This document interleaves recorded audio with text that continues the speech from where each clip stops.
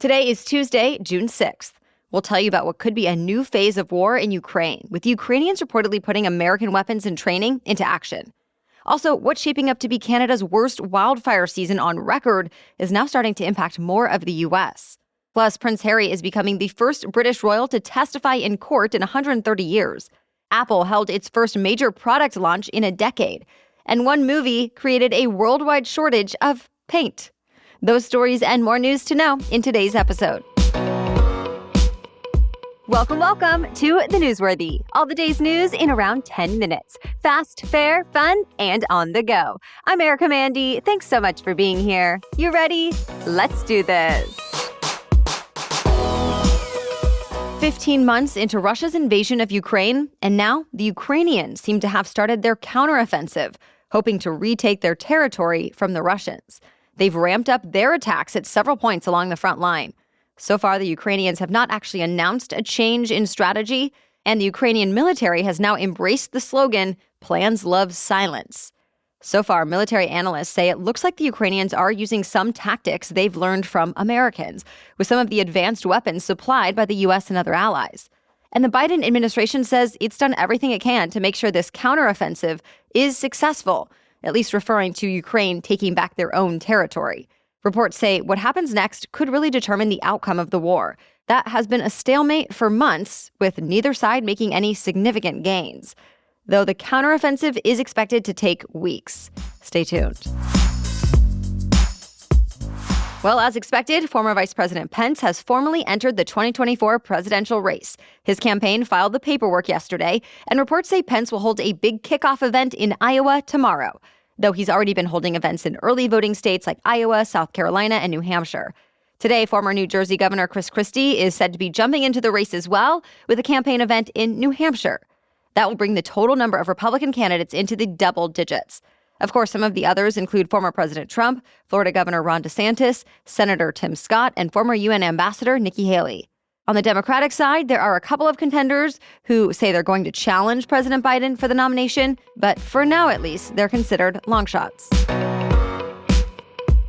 American regulators are now suing the world's largest cryptocurrency exchange and its billionaire founder.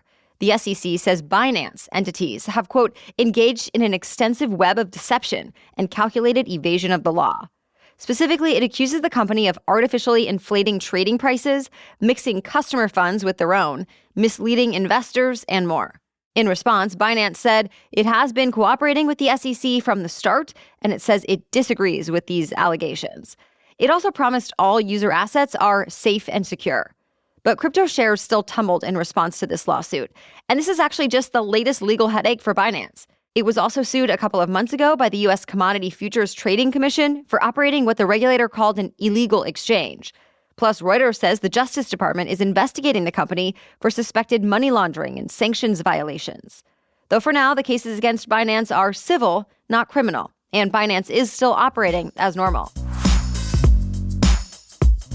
Well, this week, an Oklahoma school board agreed to what could be the first religious school in the country funded by taxpayers. And that's expected to set off a legal battle over the limits between church and state. The Catholic Archdiocese of Oklahoma has been wanting to establish an online public charter school to give kids a Christian education from kindergarten through 12th grade. And the statewide virtual charter school board just approved the application.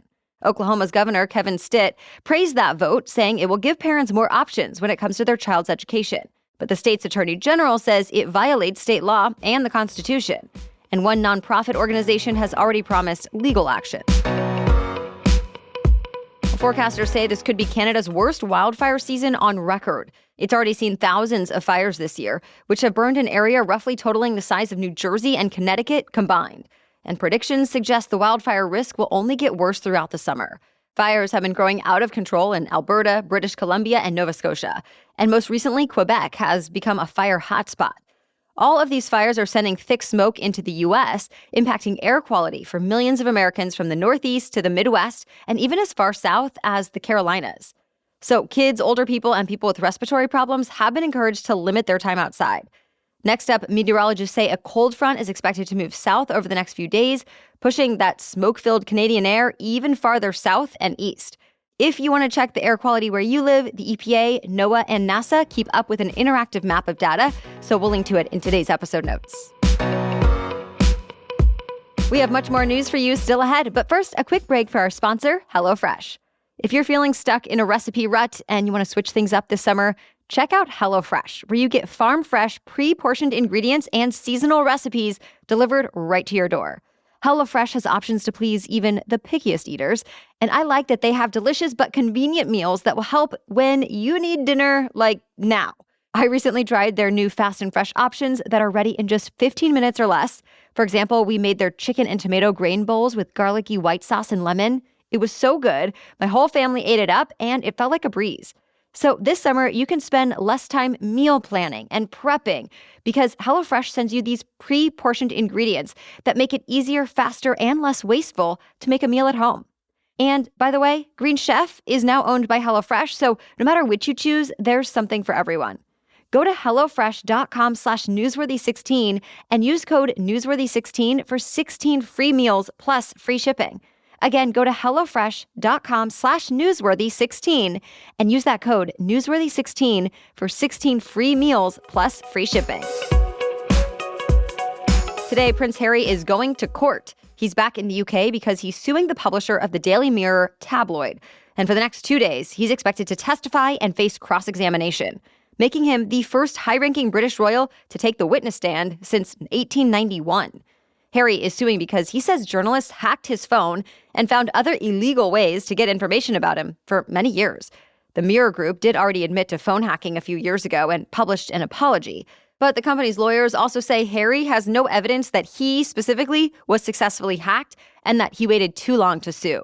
Legal experts say it's likely Harry is asked about some highly personal and sensitive parts of his life this week. And then there's a case back here in the U.S. that has to do with Prince Harry, even though he's not actually the one suing.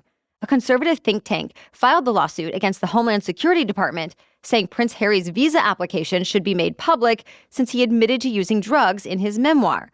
And past drug use can be considered grounds to deny an American visa application. So it's questioning whether the government properly vetted him and followed proper procedure, or if he got preferential treatment for being a so-called celebrity elite. Though the Homeland Security Department still says they don't plan on making them public unless Prince Harry agrees. There's a hearing on that case in an American federal court today.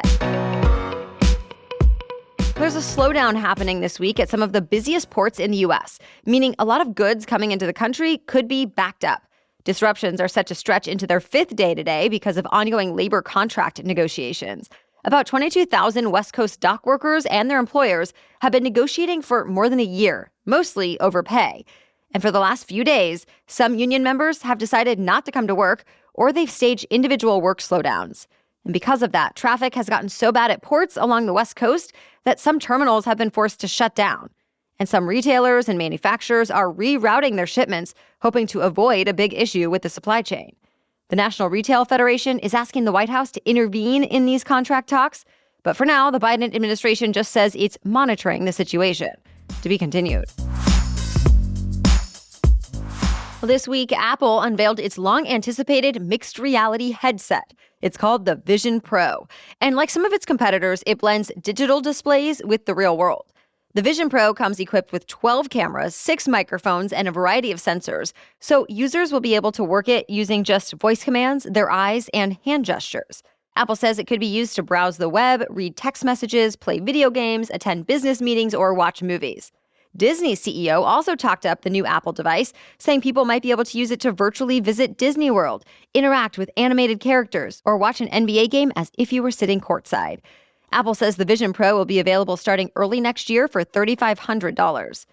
Besides the headset, Apple also talked about new iPhone software and updates for Apple TV, AirPods, iPods, Apple Watches, and more. Well, if you decide to see the new Barbie movie next month, you'll probably notice a lot of pink. In fact, the set was so pink, it apparently caused an international shortage of pink paint. The production designer told Architectural Digest she bought the shade fluorescent pink from the company Roscoe until there was nothing left. And if you've seen the trailer, you can see where a lot of that paint went. To a bright pink Barbie dream house, pink Corvette convertible, even pink cul-de-sacs and storefronts. The paint company confirms Barbie really did clean them out, but if you want to give your home the Barbie makeover, you're in luck. Fluorescent pink is now back in stock. Some of the most iconic TV props in history were just sold at auction.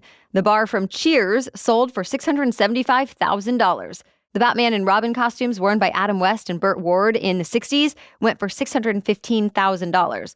And the set where Johnny Carson hosted guests on The Tonight Show went for $275,000.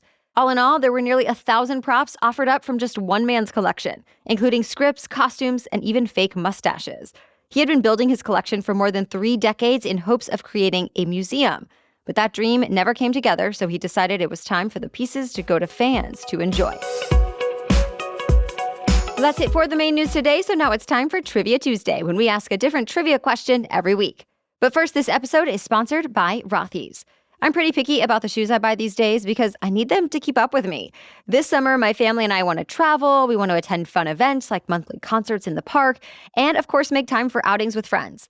So I want shoes that are stylish. I need them to be comfortable, and I'd like them to be versatile too, for all the different things that we'll be doing. So no matter what summer brings me, I've realized Rothy's flats, sneakers, and sandals are my go-to when I need cute, comfortable shoes that also pair well with so many different outfits. I'm amazed at the quality and durability of all my Rothy's shoes so far as well. I've had a couple of them for years at this point, and they still look and feel great. They're not only made to last, they're also machine washable. I love that everything at Rothy's is also sustainably made with their signature thread knit from recycled plastic bottles. I mean, over 158 million and counting have been used. So for stylish and comfortable shoes, shop Rothy's. Get $20 off your first purchase at rothys.com/newsworthy. That's ROTHYS, rothys.com/newsworthy. Okay, now back to Trivia Tuesday. And today's trivia question is, what mammals are able to truly fly on their own? You can play along with us in our weekly roundup email that comes out each Friday. Simply sign up to get it at thenewsworthy.com/email or find the link in today's episode notes. As for last week's trivia question, how many seasons did the Oprah Winfrey Show run? Well, the answer is 25.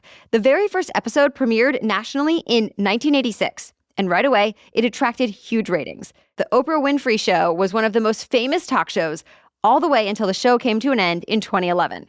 Over the years, it won 47 Daytime Emmy Awards. Oprah interviewed high-profile guests like Liberace, Elizabeth Taylor, Michael Jackson, Lance Armstrong, Whitney Houston, Nelson Mandela, the Obamas, and thousands more. The show also helped launch or boost the careers of Dr. Oz, Dr. Phil, Susie Orman, Gayle King, Nate Berkus, and more. Of course, Oprah's career did not end when the show did in 2011. Her media empire just continued to grow and thrive, making her the world's first Black woman billionaire. All right, thank you so much for listening today and making us part of your routine. We'll be back with much more news to know tomorrow. For now, have a great day.